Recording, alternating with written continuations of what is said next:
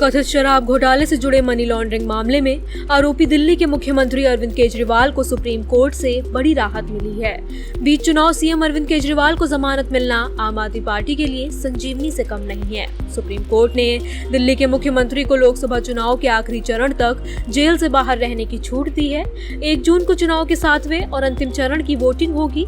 अरविंद केजरीवाल को 1 जून की शाम या 2 जून की सुबह सरेंडर करना होगा, मगर चुनाव के लिहाज से आम आदमी पार्टी के लिए यह सुखद खबर है कि बचे हुए चरणों के दौरान उनकी पार्टी के मुखिया प्रचार की कमान संभाल रहे होंगे। केजरीवाल के जेल से बाहर निकलने से आम आदमी पार्टी के चुनाव प्रचार को धार मिलेगी, तो बीजेपी और पीएम मोदी के विरोध करने वाले खेमे को भी सियासी ताकत मिल सकती है। आम आदमी पार्टी और ममता बनर्जी ने इसके संकेत दे दिए हैं, मगर क्या वाकई केजरीवाल के जेल से बाहर आने का राजनीतिक लाभ मिलेगा या फिर नुकसान उठाना पड़ सकता है? इस बात में कोई संदेह नहीं है कि अरविंद केजरीवाल की रिहाई आप, विपक्ष और पूरे चुनाव पर असर डालेगी। हालांकि उनकी पार्टी और इंडिया ब्लॉक इसे कितना भुना पाएगी, ये तो चुनाव के नतीजे ही बताएंगे। मगर कुछ महत्वपूर्ण बिंदुओं पर एक नजर डालते हैं।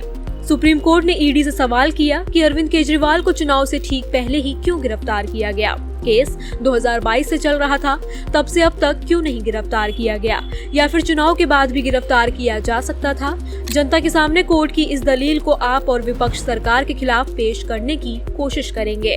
कोर्ट ने केजरीवाल को केस के संबंध में कुछ भी बोलने से मना किया है, मगर उनकी पार्टी और दूसरे नेता इस विषय को अच्छे से भुना सकते हैं।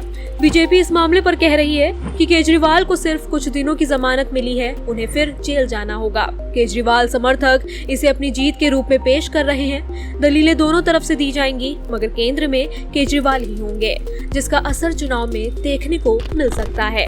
आपके संयोजक के तौर पर बात करें तो अरविंद केजरीवाल के नहीं होने से पार्टी एक तरह से लीडरशिप क्राइसिस से भी गुजर रही थी। अब चुनाव भर के लिए वो आ गए हैं, तो इससे कम से कम पार्टी का चुनावी संकट बहुत हद तक कम होगा।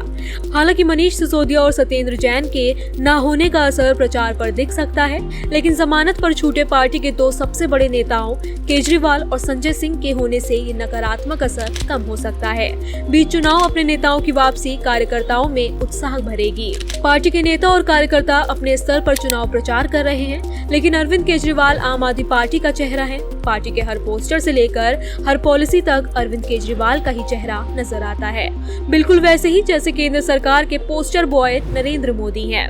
इसलिए जब केजरीवाल लोगों के बीच प्रचार करने जाएंगे, रोड शो करेंगे, रैली करेंगे, तो इसका असर चुनाव पर भी पड़ सकता है। केजरीवाल के लिए सबसे अहम है दिल्ली, जहां उनकी सरकार है। चुनावी राजनीति में आने के बाद केजरीवाल की पार्टी को दिल्ली में एक भी लोकसभा सीट नहीं मिली है।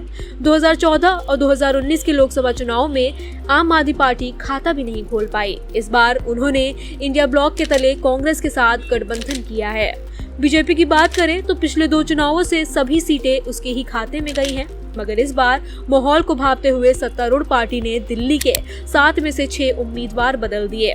विपक्ष की बात करें तो 3 सीटों पर आप और 4 पर कांग्रेस चुनाव लड़ रही है, लेकिन पूरे चुनाव प्रचार से केजरीवाल का गायब हो जाना उनकी पार्टी के साथ कांग्रेस के लिए भी झटका था। अब केजरीवाल को कोर्ट ने जेल से छोड़ा ही इसलिए है कि वो जनता के बीच अपनी पार्टी की बात रख सके।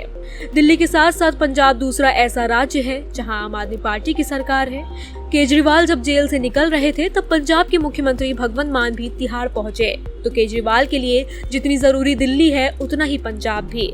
लोकसभा चुनाव में पंजाब में आपकी स्थिति दिल्ली से ज्यादा बेहतर है। 2014 में इस पार्टी को पंजाब में 4 सीटें मिली थी, वहीं 2019 में 1 सीट से संतोष करना पड़ा था। दोनों ही चुनाव में भगवंत मान लोकसभा पहुंचे थे। ऐसे में केजरीवाल का फोकस दिल्ली के साथ साथ पंजाब में भी रहेगा। गौर करने वाली बात यह है कि पंजाब में लोकसभा की 13 सीटें हैं और आम आदमी पार्टी सभी 13 सीटों पर चुनाव लड़ रही है। दिल्ली और पंजाब के पड़ोसी हरियाणा में भी केजरीवाल की पार्टी इस बार आस लगाए बैठी है।